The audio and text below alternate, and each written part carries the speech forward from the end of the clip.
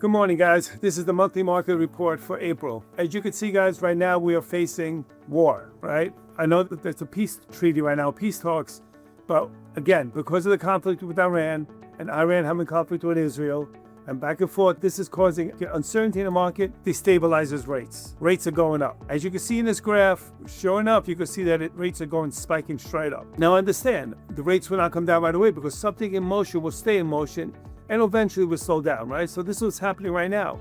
If you look at our infrastructure, it's been significantly affected by this war situation. And the energy prices as well have spiked. These two things are what economists call a secondary effect. What this means to you is that inflation and rates are high. And they're not going to come down to anytime soon to February levels because it takes time for this to slow down. But it's not all bad news, right? Affordability is still pretty strong. Remember, it takes three pieces of puzzle to get affordability.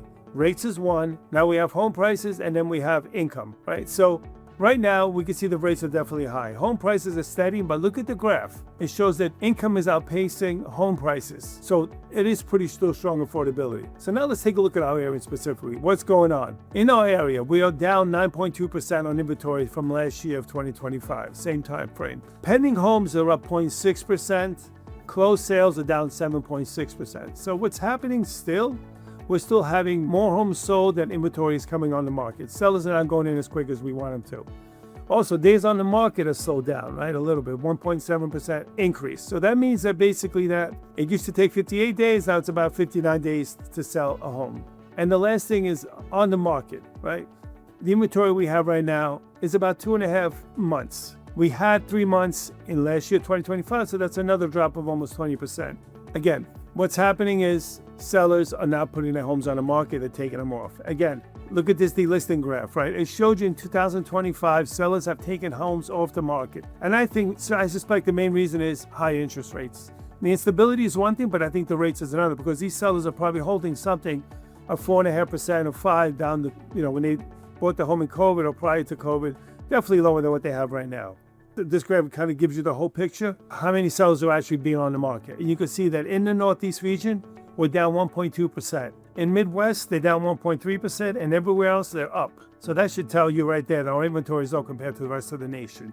To give you a better picture and really understand what's going on, if you look at the graph, it has green bars, it has gray bars, and have orange bars, right? Green bars showing that homes selling below listing price, gray bars show homes selling at listing price, and orange shows property selling above listing price. Now in 2021, 49% of homes sold for above listing price. That was during COVID times. We know, everybody knows that. Homes are selling $100,000 above asking, probably more, whatever the case may be. Fast forward to 2025. Now you see that 62% of the homes are selling below asking price. And above asking price is only about 20-something%. What is that telling you? The market is definitely slowing down. Values are slowing down a little bit, obviously. But we still have this shortage to deal with. We still have sellers not putting the house on the market, so we have a very shortage of inventory. Again, so this is why I consider this to be a very strong seller's market as of today.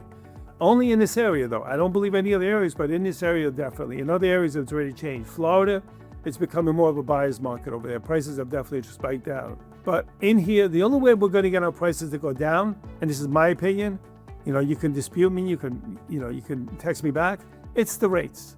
The rates have to drop. We are still holding a huge inventory of rates about around 4.5% to 5%, and these sellers are not selling unless they see something in the 5s.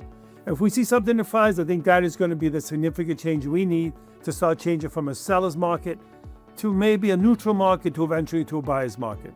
Again, hope you guys enjoyed this. This has been the February monthly market report. Hit me up if you have any questions. Thanks.